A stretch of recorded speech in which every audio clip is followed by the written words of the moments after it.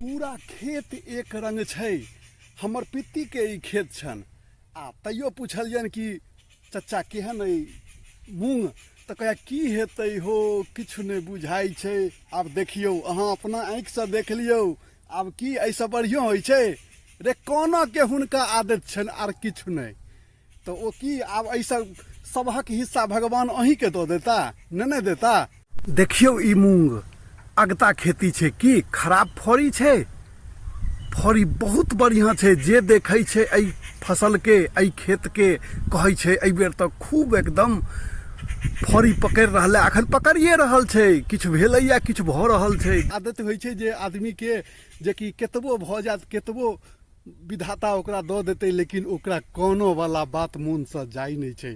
ताहि दुआरे जे भगवान दै छथिन ओहीमे प्रसन्न रही।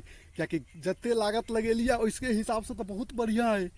तऽ जय मिथिला, जय मैथिली। ऊपर वाला पर भरोसा राखऽ के, किछु गड़बड़ नहीं हेतै।